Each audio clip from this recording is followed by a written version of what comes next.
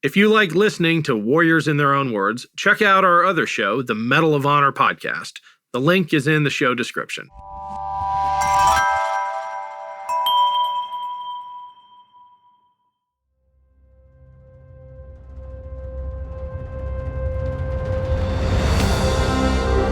I'm Ken Harbaugh, host of Warriors in Their Own Words. In partnership with the Honor Project, we've brought this podcast back at a time when our nation needs these stories more than ever.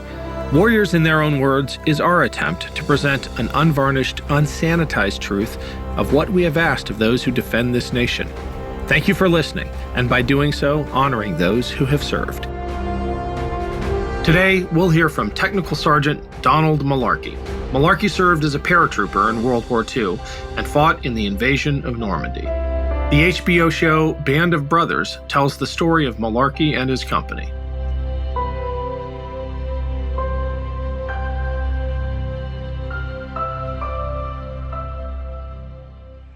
I went in the airborne troops in September of 1942. I was 21.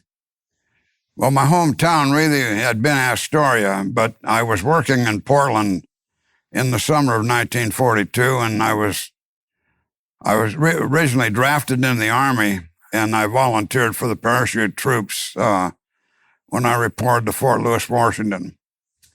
I didn't care to be in the infantry, frankly. I'd been turned down by the Marine Corps 7 days after Pearl Harbor, and I couldn't pass the exam for the Air Force in the spring of 1942 at the University of Oregon.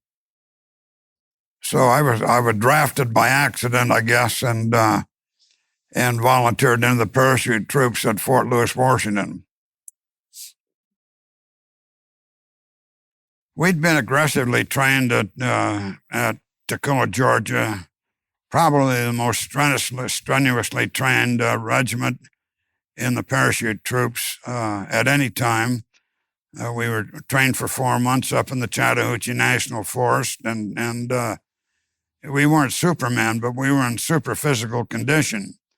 And we were trained, to run at something, which we did, and if that makes a Superman, why, somebody can say, well, that was a super thing you did some way, but there's nobody that would categorically say, yeah, I was a Superman. That takes a lot of ego to describe yourself that way, and although Ambrose may have had that opinion, he had great admiration for Dick Winters because of the research he did involving him and all his records and whatnot, and so I don't know. We're far from being Superman. If there's anything super about E Company and about the 506 and about the 101st Airborne Division, it occurred at Bastogne, Belgium, in the Vale of Bulge. We were located at a place called Alburn, England, and we'd been moved, the 1st and 2nd Battalion of the 506 Parachute Infantry of the 101st Airborne Division had been moved down to southwest England at an air base called Du Pottery. It was 7 or 8 days before the 5th of June, and during the time that we were there, we would be taken up into hangars at the air base where they had sand tables that depicted all of the topography of Normandy, roads and structures and one thing and another. And we were taken to the hangars to describe what our mission was on D-Day. We were to capture causeways 1 and 2 coming in off of Utah Beach. A causeway comes across the tideland area, maybe 1.5 miles from the beach, and where it gets up onto hard surface ground, it formed a road that ran parallel to the coast, and they called that a causeway. We were to capture those 2 causeways. The night of the drop that we made on the 5th of June, we took off from England about 10 o'clock at night in an armada of C-47s of 81 airplanes We flew out of England to the west, looped around to the south, came in on the west coast of the Cherbourg Peninsula. The first indication of enemy fire at all occurred as we were passing south of the Guernsey and Jersey Islands off of Cherbourg. We flew straight across to the vicinity of St. Marie-Église. And as we neared St. Marie-Église, we were under heavy fire, German fire, anti-aircraft fire, machine gun fire, and whatnot. The Pathfinder plane that was supposed to identify the field that we were to land in Normandy had gone down in the channel. And so we had no Pathfinder group that preceded us. So the jump was automatically scattered. As we crossed St. Marie-Église under the heavy fire, why the planes automatically took evasive action. They dropped down to a lower altitude, maintained their speed. We went out of the plane about, they claim about 200 feet in elevation, rather than at a lower speed and a higher altitude than we were supposed to go at. The men in my plane was Lieutenant Compton was the jump master. I was jumping the heaviest load in the plane. I jumped a 60 millimeter motor complete, plus all the other stuff they hang on you. And there's always been a discussion about who followed Compton out of the plane first, whether it was myself or Joe Toy or whatever. Buck Compton had a British leg bag that you put all of your equipment in, and as you neared the ground, when the opening shot of the plane, whatnot, the rope that held your British leg bag, which we were unfamiliar with, dropped down below you, and it hit the ground before you did with all the weight. It's supposed to lessen the shock of the fall. His leg bag flew right off him, and he ended up on the ground with nothing. Joe Toy had a leg bag, and he wrapped the leg bag that he had, he wrapped the rope around his arm, and he thought he could hold it that way without any problem, but the opening shock of the parachute ripped the rope down his arm, injured his arm severely at the wrist. But anyway, I landed in my canopy of the plane, of the air parachute went over a tree, and actually I had an easy landing. My feet were touching the ground, my back had hit the vegetation along the hedgerow, and then I ran out. I got out of the chute, and I ran out in the field where Sergeant Bill Garnier was. He was my squad leader, and he was about 15 yards from me, and across on the other side of the field with Joe Toy. We were the first three people out of the plane after Lieutenant Compton, but the three of us were the only ones that were together out of that plane. As I exited the plane, I saw a triangular piece of property to the west of me with two roads that formed the triangle. And when we got on the ground together, we went out to the first road, jumped over it, walked across the road to where the triangular piece of property was, and it was an orchard with probably 20 or 25 people standing in it. We couldn't tell who they were. The cricket that I had for identification was smashed on my parachute and wouldn't work, but Joe Toy and Bill Garnier tried their crickets. The men in the orchard paid no attention to it, so we yelled at them, and they identified themselves as paratroopers. None of them were from our plane or from E Company. A number of them came out onto the road where we were, and we joined them and started toward the beach. We hadn't gone very far when we heard horses and carts coming down behind us.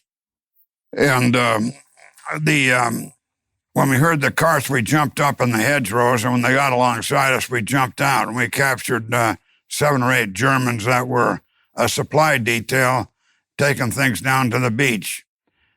One of the people that was in the group ahead of us could speak German pretty well, and he told the prisoners that we had, there were 7 or 8 of them, that if we came under any kind of fire, that they stayed in the road. And right off the bat, as we moved a little bit, we were really going north towards the coast, and a machine gun fired off in the distance somewhere, and one of these guys went diving into a ditch, and Garnier shot him in the back. And from then on, we didn't have any trouble with him. The fellow that was shot, we threw him in one of the carts, and he died on his way down to the coast.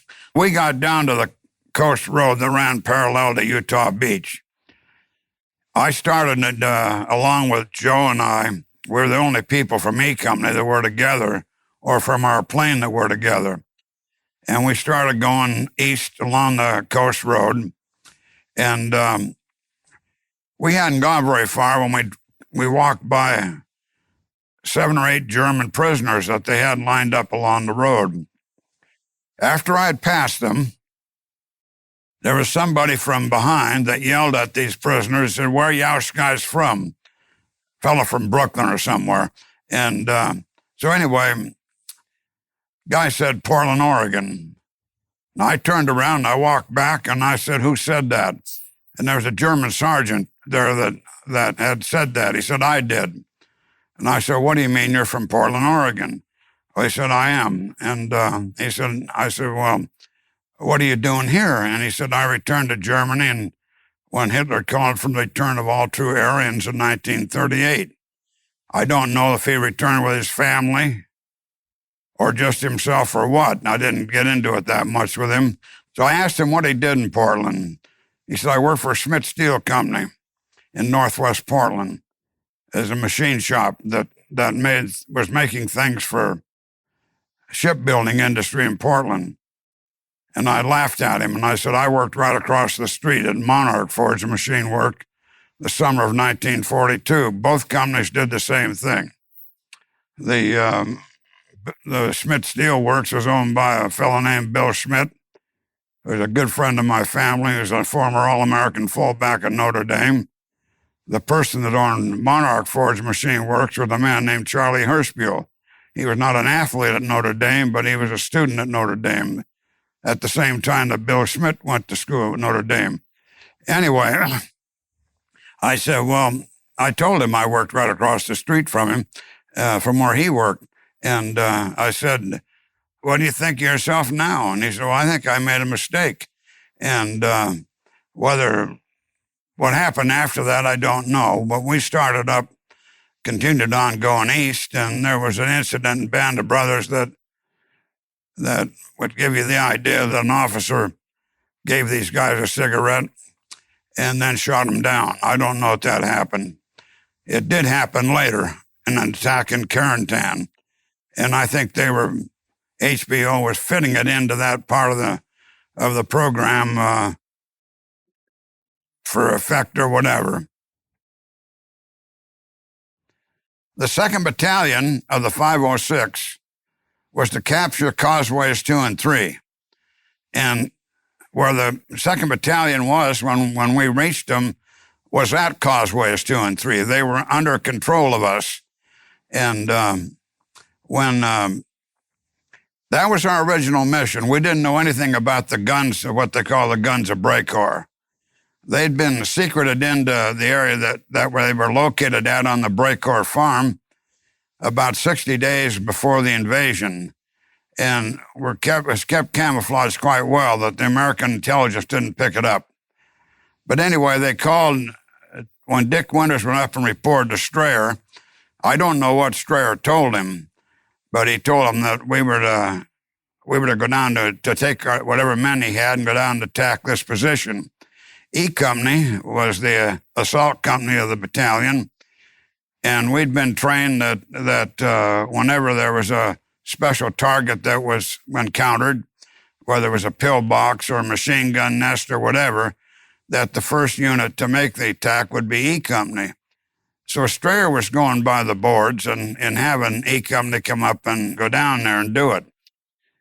when Winters came back, he gathered the men from E Company that were together. There were 12 of us all together.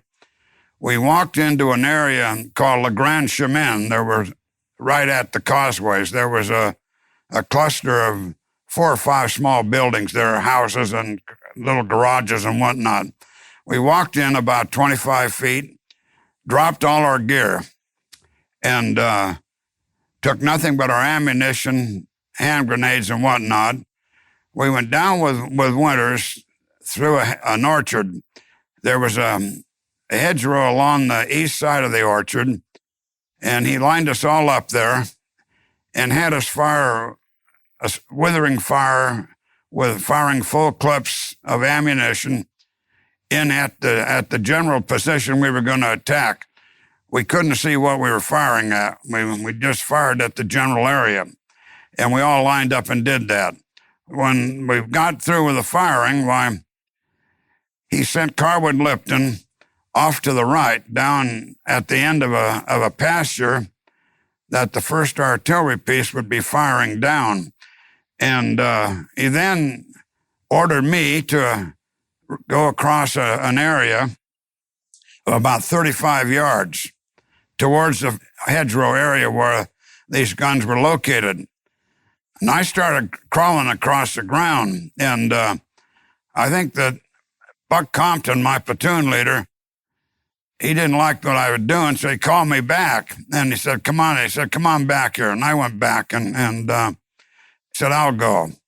And then he ran across like he was a football guard at UCLA, which he was during his college time.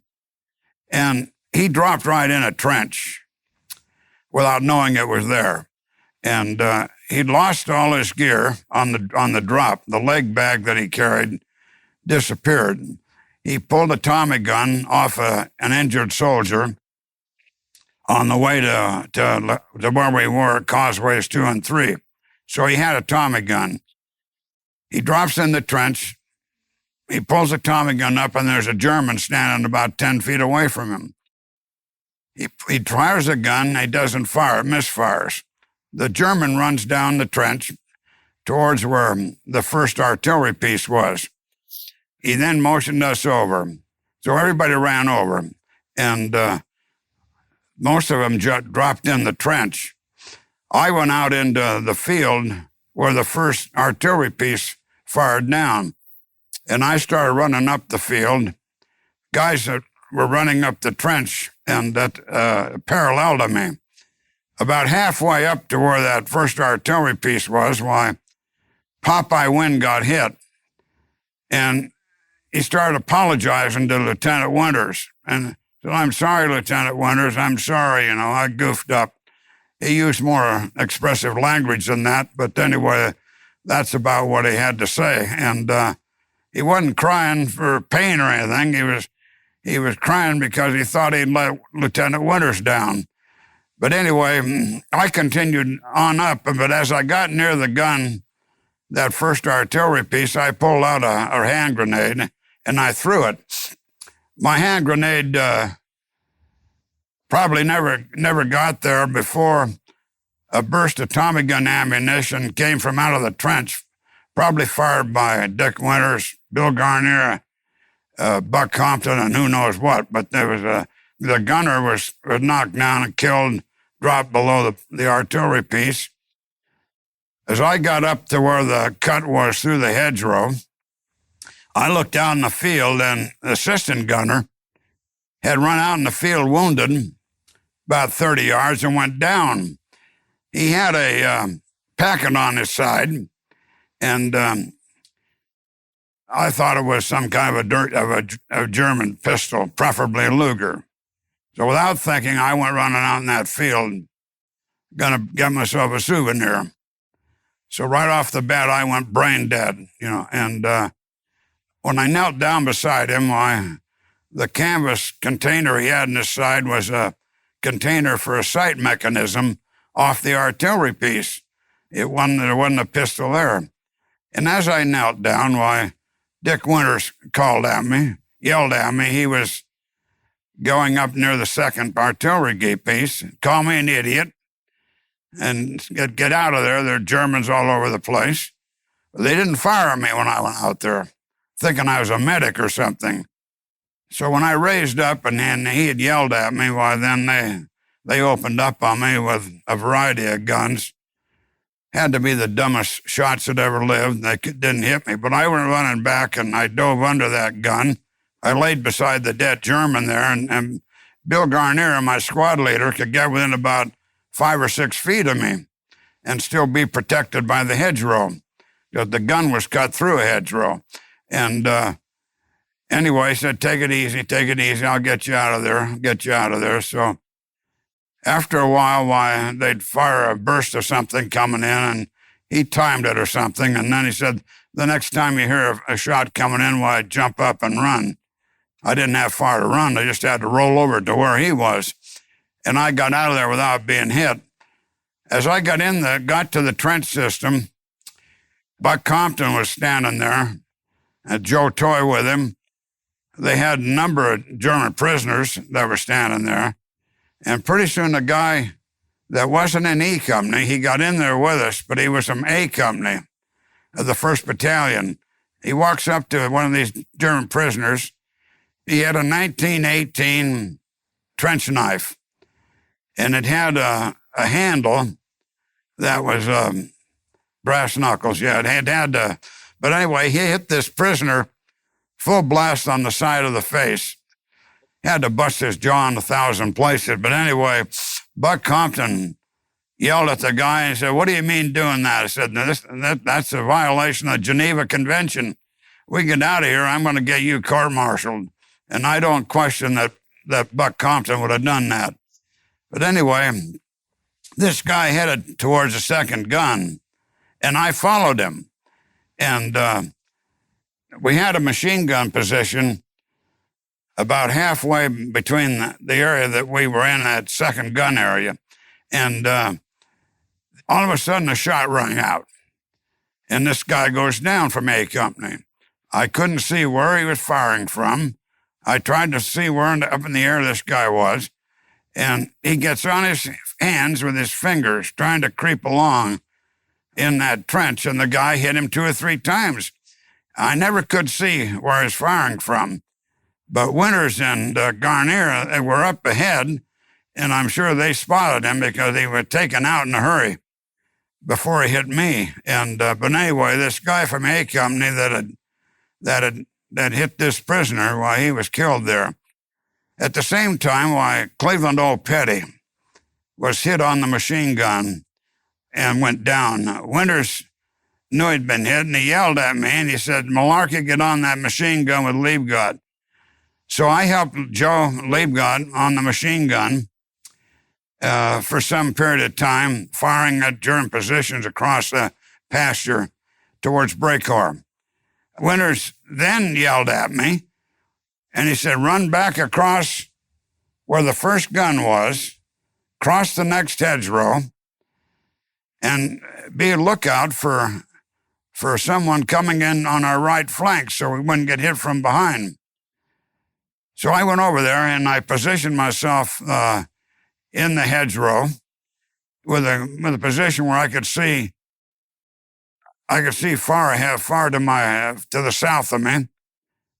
The only thing I saw there during the time I was there were 2 Germans that were going across a field probably 250, 300 yards away. I fired at them with my carbine. They both went down. I doubt that either one of them were hit, although I had fired expert with a carbine in training. But it was a long shot, and I doubt that I hit them, but they went down in the grass and crawled away. Later on, I thought I heard something across the hedgerow to my left, which was an extension of the hedgerow where that first gun was, and I threw a couple potato masher grenades that I had taken with me, German grenades, across the hedgerow. I don't know if anything was over there or not, but if there was, I quieted them down. I hadn't been there, I don't know, maybe 20, 25 minutes when Winters yelled at me, and he said, come back across by that first gun, and he said, put a grenade down the barrel of it. So I did, and I ran across, and I got to the first gun and I put a grenade down him. All the time I was over there, I could hear the firing going on at the second gun and the third gun. I could hear the grenades and I could hear the firing of guns, of Tommy guns and rifles, but I didn't know what really was going on to the extent that their attack had been. But the reason Winters had yelled was to come back is that they were everybody's running out of ammunition, period. That we had no way that anybody could get down to us. And so we were then pulled back up to Le Grand Chemin, where we had dropped all our gear. And so I grabbed the mortar tube and I put it between my leg. Nobody told me to do it, I just did it. And I could see the top of Brecourt Manor. So I fired 7 or 8 rounds at the very top of Brecourt Manor. I couldn't see any of them hitting, which means that they went over the manor, which was what I wanted to do. I knew there were Germans going to be escaping out of that area. And anyway, after I fired the mortar, I went in a barn. Joe Toy and I, was a small barn there where some of our equipment was put, and I laid down in the hay with Joe. We weren't there very long, and I heard Winters calling Joe and I, and he had tanks that came in off the Utah beach. And he said, you go down there to the end of that first pasture with these tanks. I don't know, there were 3 or 5 of them. So we went down to the end of the pasture facing up at that first artillery piece, and these tanks lifted their turrets and just positioned themselves and then opened fire. Joe was between 2 of the tanks, and I was between 2 of them. And it was the first time either one of us ever heard a tank firing with all its guns, and it was unbelievable, the firepower they had. And so they fired at everything like crazy from there, and then we started with them, moving up the pasture towards the first gun. When we got to that first gun, I reached down and grabbed my helmet that had fallen off my head when I drove under there. Joe and I then left them. The tanks veered off to the south side of Brecourt and continued on somewhere. I don't know where they went, but they shot up everything that they could see, and I don't know whether there were any Germans left around there or not at the time. But anyway, they were on their way. We then went back to Le Grand Chemin, there along the coast road, and from that part on the balance of the day of D-Day, there really wasn't anything of significance that I recall that we did. We eventually, during the late afternoon or early evening, we moved towards either the village of St. Combes de Mont or St. Marie de Mont. I don't remember what. But as nightfall came, our platoon sergeant, Jimmy Dial, he and Buck Compton had us assemble a circular type of protection for the platoon, and we positioned ourselves there at night. We didn't do anything there after that until the next day. So that really was the total experience that I had on the guns of Brecourt.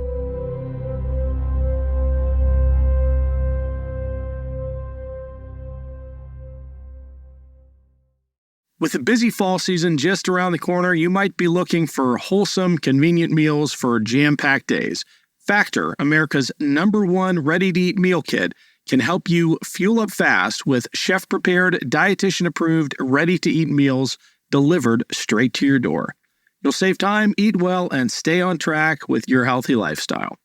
Too busy with your end-of-summer goals to cook but want to make sure you're eating well? With Factor, skip the extra trip to the grocery store and the chopping, prepping, and cleaning up too, while still getting the flavor and nutritional quality you need. Factor's fresh, never-frozen meals are ready in just 2 minutes, so all you have to do is heat and enjoy, then get back to crushing your goals. Level up with Gourmet Plus options prepared to perfection by chefs and ready to eat in record time. Treat yourself to upscale meals with premium ingredients like broccolini, leeks, truffle butter, and asparagus. With Factor, you can rest assured you're making a sustainable choice. We offset 100% of our delivery emissions, source 100% renewable electricity for our production sites and offices, and feature sustainably sourced seafood in our meals. This August, get Factor and enjoy eating well without the hassle. Simply choose your meals and enjoy fresh, flavor-packed meals delivered to your door, ready in just 2 minutes, no prep, no mess. Head to factormeals.com/warriors50 and use code warriors50 to get 50% off. That's code warriors50 at factormeals.com/warriors50 to get 50% off. A news story gets shared by a friend on social media, or you catch a tweet that really makes your blood boil. But how do you separate fact from fiction? That's the premise behind Disinformation, a 10-part series from Evergreen Podcasts and Emergent Risk International coming this fall. Tune into Disinformation wherever you get your podcasts, and remember, don't believe everything you read.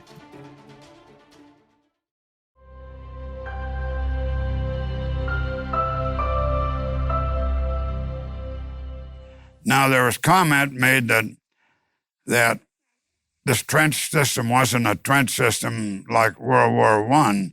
Well, it was, except when it got near the second gun, where this man from A Company was killed, the trench was elevated up in the area, probably 3 or 4 feet.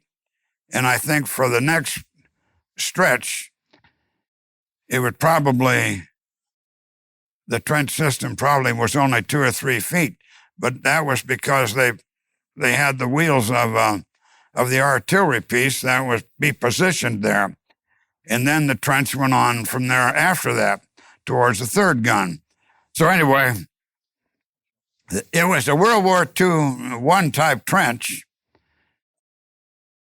There was a fairly large assembly of people from the 2nd Battalion at Causeways 1 and 2.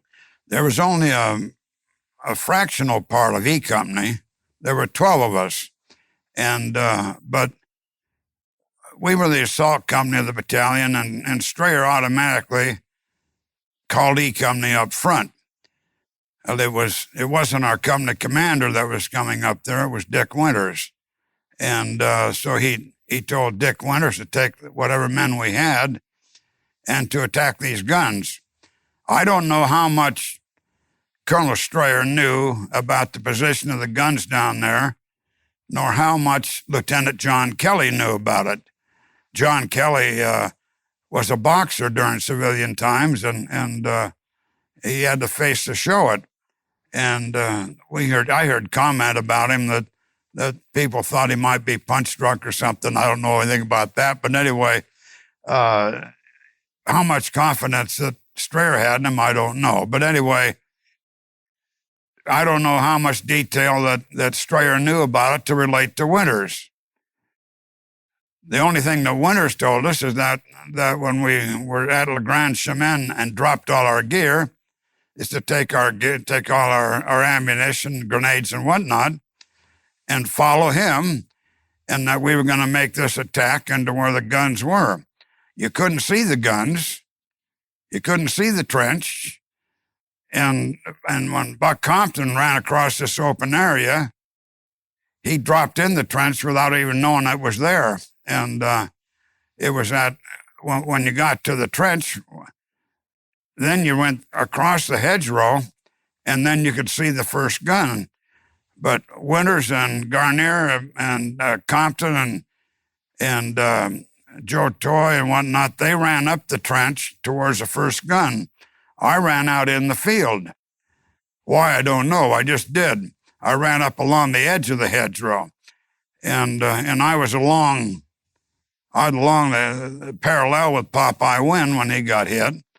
But other than that, we were making the attack just by, I'm not going to say by luck, but Dick Winters laid it out to where he had one man to our west flank, Carwood Lipton, to protect us from the rear, and he had eventually had me on our right flank to protect us from our right flank. He'd left a machine gun crew out on the field that we had crossed to protect any Germans from coming around from our left flank. And other than that, we were attacking that position as novices, really, but there wasn't any planned attack in advance where we knew exactly what was there.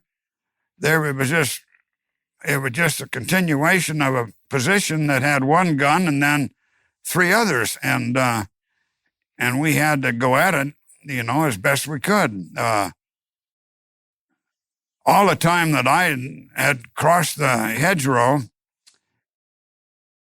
to the south, past that first gun, to protect our flank there, our right flank, I could hear all the grenades and the machine gun fire and the rifle fire going on at the second and third guns, but I couldn't see anything. All I knew is that there was a firefight going on, and the result of it was that Winters had knocked, and the people that were with him had knocked out the second and third guns. They had run out of ammunition to assault the fourth gun. Ronald Spears from D Company knocked that gun out a short time later. But anyway, at that point, we pulled back. We didn't know anything about Brecourt. All we could do was see the Brecourt Manor off to the distance, not a far distance, probably 100 yards away. In 1984, my wife and I were going to England to meet a friend of ours that was in the company named Don Moon. We were going to spend 3 or 4 days with him. Then we were going to go to Holland and to Bastogne, Belgium, to join people from the company that were on tour there. A couple weeks before we were to leave, Dick Winters called me, and he said, "Can you and Irene change your schedule to go to Normandy?" He said, "I've just been contacted by the family that owns the farm where we fought on D-Day, and they want one of us to come there to see them, that they wanted to talk about what we did on D-Day and what they knew about the thing." And so we agreed to do that. The family had sent Dick Winters a set of maps, after-battle maps, of the artillery position and whatnot, and that was on their farm. And so Irene and I arranged, when we first flew to London, and we spent 3 or 4 days with Don Moon. We then went to Normandy, and we met Louis de Vallier, the younger brother of the 2 sons that operated the farm at Brecourt. He lived in a family complex in Paris of a 7-unit structure. His mother was there with him, Mrs. de Vallier. The older brother, Michael, he ran the farm. And so we met Louis at the Gaulle airport. And he knew where a car was that we were to leave there with to go to Carentan. And so after we had coffee and stuff and visited, he told us where our car was. We went out to it. We made arrangements with the rental agency. And he said, "I'll be by here with my car in a few minutes, and then you follow me." And he said, "I'm going to take you out to where the road out of Paris goes to Carentan, France, where we were going to stay." So we followed him out to the outside, going out of Paris, and then he left us and said, "I'll be down at the hotel in the morning." And he was. So we go down to Carentan, stay in the hotel, and the next morning he's out there waiting for us, and we'd followed him over to Brecourt. when we got to Breakor, we met the family that were there, sons and a daughter and a girl, a boyfriend of one of their daughters. And Mikhail, the older brother, took us into his office, and he said, "I have some things I want you to take home with you."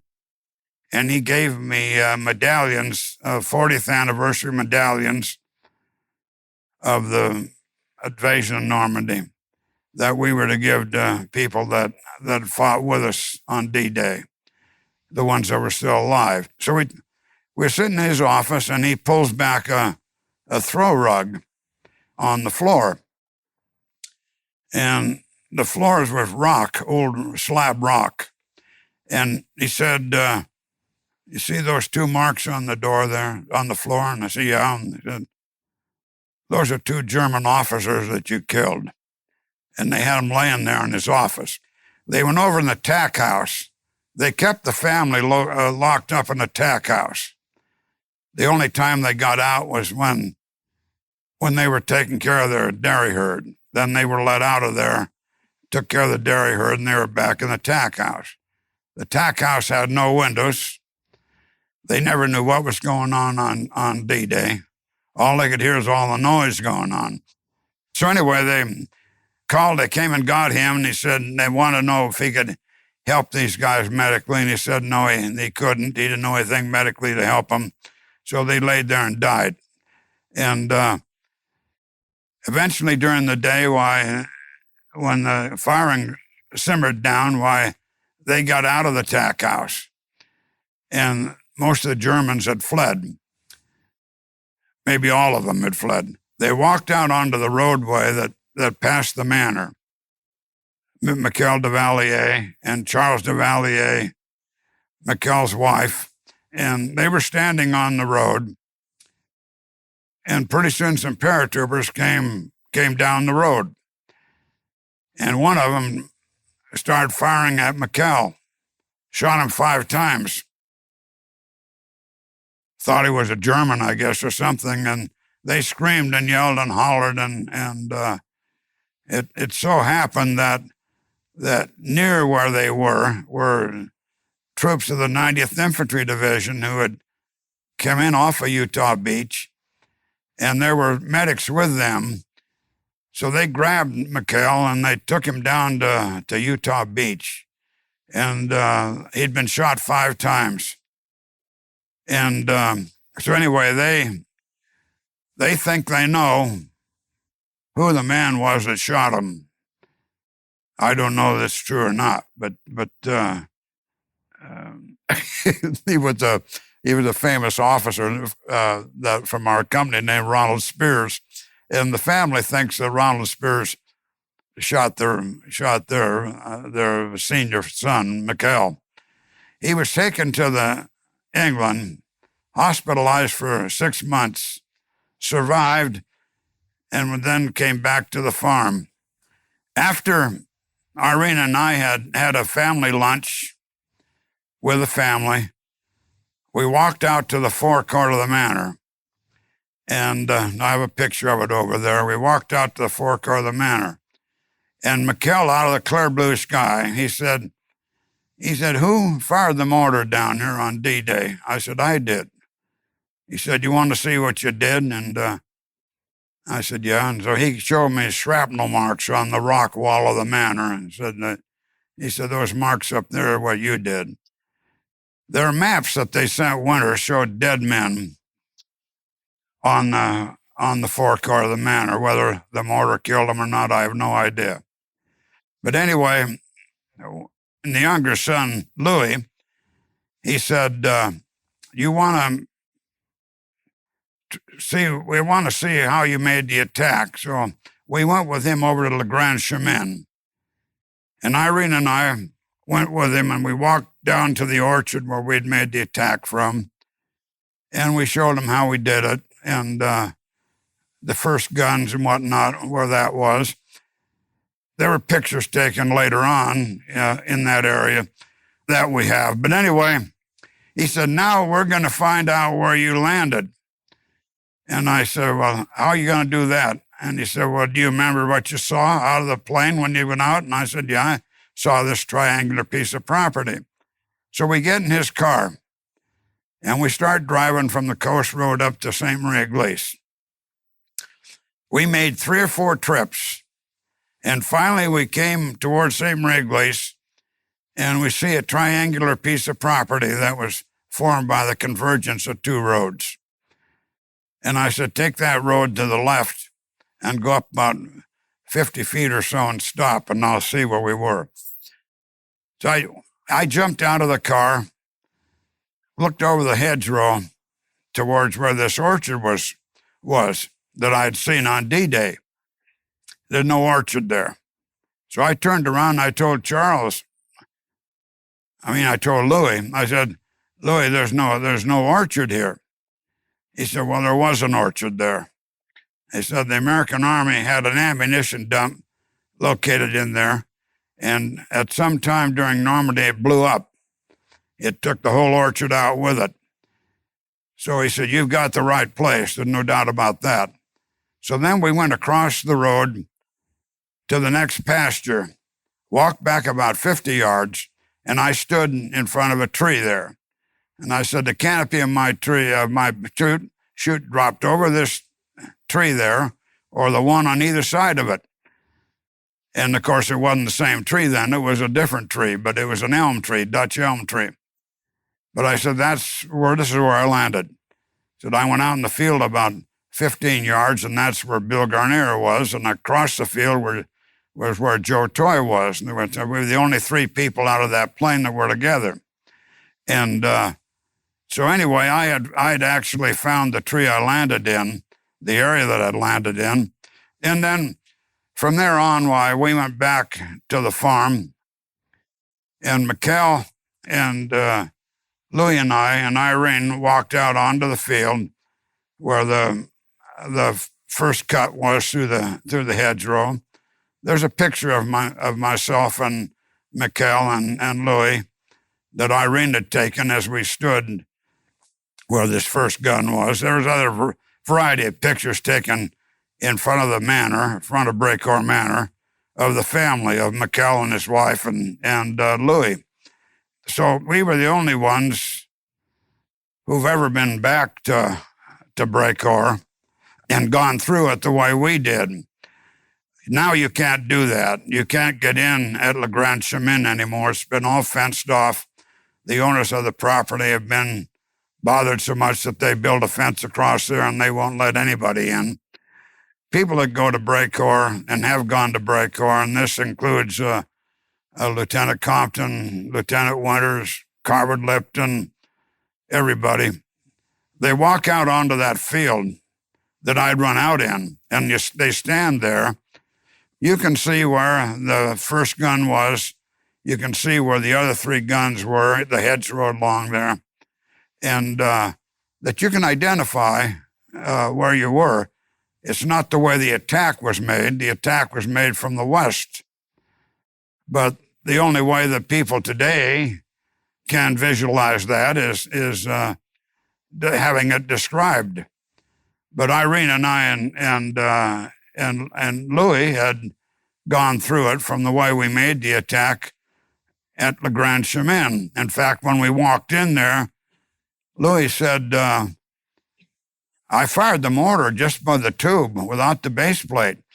And he said, you remember what happened when you were trying to get the tube out of the ground? And because every time you fire, it goes down farther. I said, yeah, I couldn't get it out. And he said, you remember a little Frenchman coming out with a shovel and helping you? And I said, yeah. He said, see that little building there? It looked like a little garage. And he said he was looking at you through that little window, trying to get your mortar tube out of there. And so he came out with a shovel and helped you dig it out. And I said, yeah, I remember that. And I didn't know who he was, but he's the only Frenchman that I ever saw that day, or at any other time in Normandy that I remember. I never saw any civilians really. They were all pretty well hidden. And I never talked to the guy. He just came out with a shovel and helped me dig it out. But the attack that Dick Winters orchestrated was, I told him down to Lake Tahoe at the 40th anniversary of the invasion. We were down there at a reunion in the 40s. And I mean the 40th anniversary, 1984, on D-Day, before Irene and I went to England.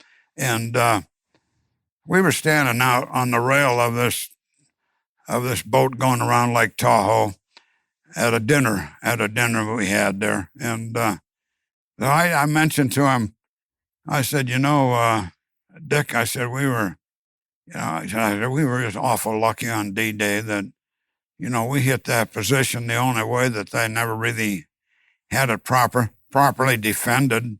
And he got mad, he irritated. He said, what do you mean? What do you mean lucky? He said, I developed the way that the attack should be made. And I said, yeah, well, I'm sorry. I said, I must have misstated that properly. But nevertheless, I can't help but think that the only really the weak point that they had at Brecourt was coming in from the west, because you were coming in an extension of what that trench system was. And so it really, there wasn't any frontal type of thing that you were going into. So we really initially were, in my opinion, were lucky. And but there was an interesting letter that was captured by the American intelligence from Normandy of a soldier writing back to Germany.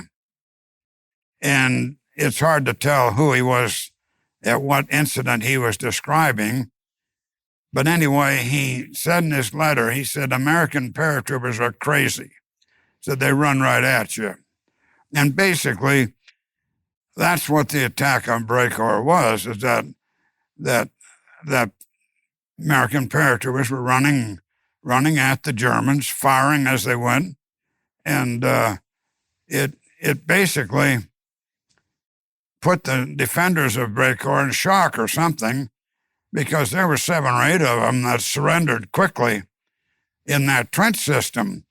That they could have shot 3 or 4 guys down very easily, but anyway, they never did it. And so the first gun position was taken really pretty easily as far as that went. From the second and third gun, I don't think it was quite that way. I was on my way to the second gun when this guy from A Company was hit right in front of me and killed in front of me. And Winters, my machine gunner, Cleveland O. Petty, was knocked off the machine gun with Joe Liebgott, and Winters yelled at me to get on the machine gun with Liebgott. And so whoever was moving toward the second gun besides me, I don't know. Garnier was, I know that, with Winters. And so there was a person with us named Lorraine that came in the trench somehow with us. He was some kind of a driver for Maxwell Taylor or something. And he was at that second gun. And I'm not sure if Buck and Joe Toy were there or not. I frankly don't know. But I was on the machine gun with Liebgott while these guys were attacking the second gun.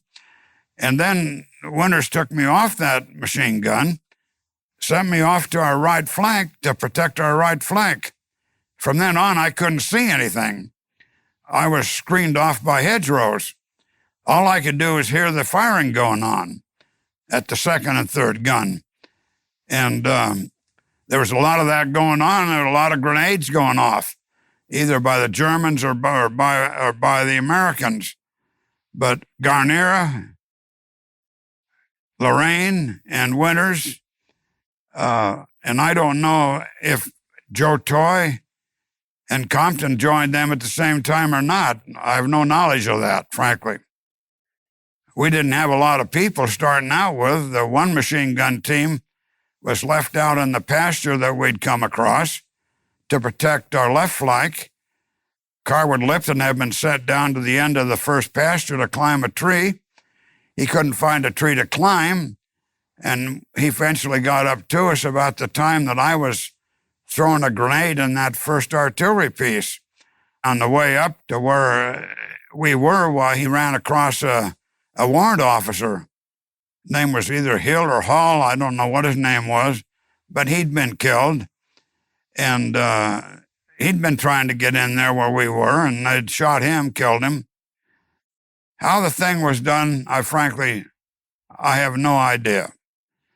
Because other than the first gun, that's the only real thing that I saw that I could visually see. I couldn't see what went on at the second gun because I was in the trench, and then I was sent on the machine gun, and then I was sent across past the first gun, across the hedgerow, and I was screened off completely. All I could hear was the firing that was going on of grenades and Tommy guns and rifles and whatnot. And I only have to picture in my mind what was going on. There's no doubt that there were plenty of Germans being shot down. There were a number of Germans that had surrendered initially, and some, I think, probably surrendered as they got near that second gun. I just have to guess at what it was. Well, the number of Germans that were firing and the number of Germans that had surrendered and those that may have been killed or injured, Winters talked to I think, a colonel who knew something about the unit that was there later. And he said it was about 50 men. But the map that Louis and Michel de Valier created showed German bodies laying around on the forecourt of Brecourt. And I don't really know the number. So 50 may have been accurate, but the fourth gun was not taken by Winters. It was taken by Ronald Spears. And almost simultaneously. There were 12 guys from E Company. 3 of the 9 guys from E Company didn't go in with us.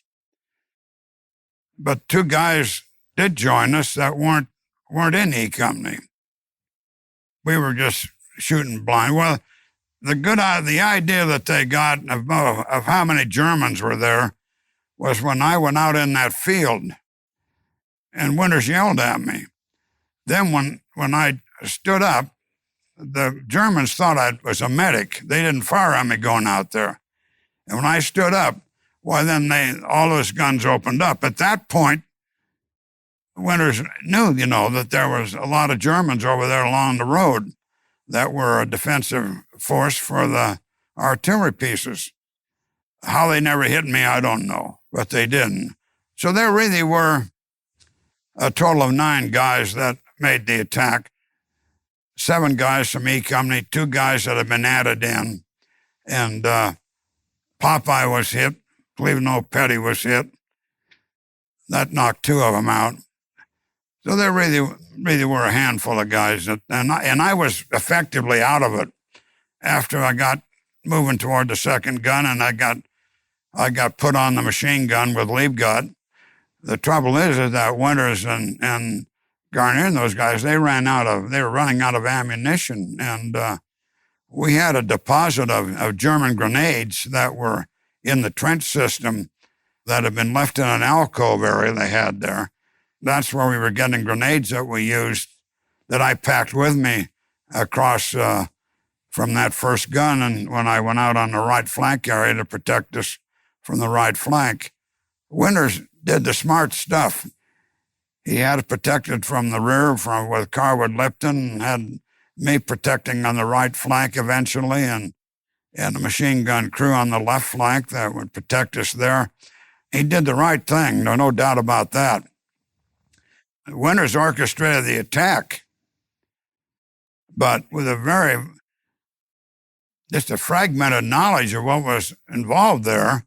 He gets mad at me when I say we were lucky, but luck and being smart might be the same thing in a sense, but that's what Winters was, really. And he was lucky and smart at the same time, because we had picked the only possible way to go against that artillery position that didn't have a valid defensive unit that faced us.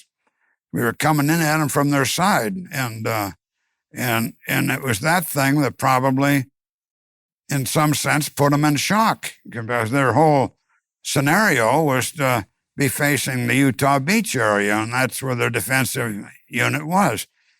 Plus, along the road the farm road that passed Braycor Farm.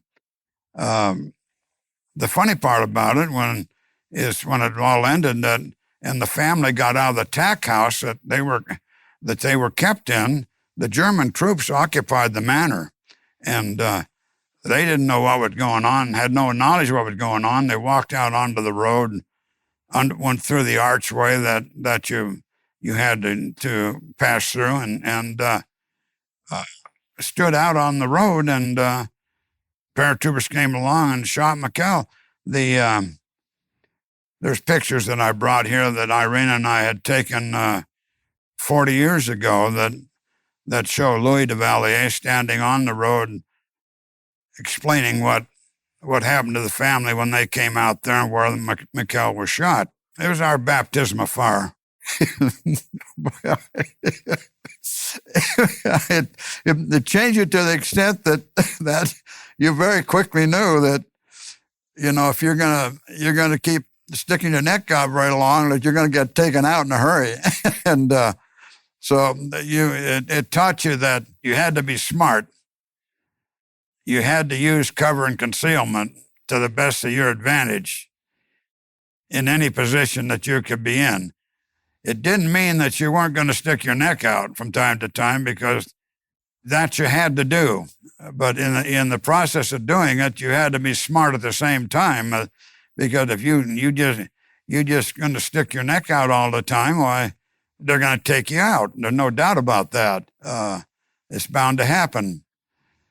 And one of our sergeants, he wasn't with us at that event, named Leo Boyle, later on in Normandy, he stood up right on the hedgerow and looking at what he thought were American tanks. He said, American tanks out there milling around. They were German tanks, and a counterattack coming in to retake Carentan. Bang, they take him out. He did the same thing in Holland. He stood right in the top of a dike in Holland in the midst of an attack, and bang, he went out again. But all you have to do is to meet civilians in France today, or that correspond with you, and relate to you. What an achievement that we made, and how appreciative they are of it. And I don't say that all of France feels the same way, but in the Normandy area, they certainly do. In the pastoral area in Normandy, they were under heavy German domination. There's always been a question that how much people in Paris appreciated what was done. They say that Paris was a playground of German officers, and that the people of Paris were, it's hard to say what went on there. But in Normandy and in other parts of France, people were genuinely appreciative of what we did. That was Technical Sergeant Donald Malarkey. To learn more about Malarkey and his company, check out the HBO show Band of Brothers. Thanks for listening to Warriors in Their Own Words. If you have any feedback, please email the team at kharbaugh@evergreenpodcasts.com. We're always looking to improve the show. And if you enjoyed this episode, don't forget to rate and review. Warriors in Their Own Words is a production of Evergreen Podcasts in partnership with the Honor Project. Our producer is Declan Roars. Bridget Coyne is our production director, and Sean Rule-Hoffman is our audio engineer. Special thanks to Evergreen executive producers Joan Andrews, Michael DeAloya, and David Moss. I'm Ken Harbaugh, and this is Warriors in Their Own Words.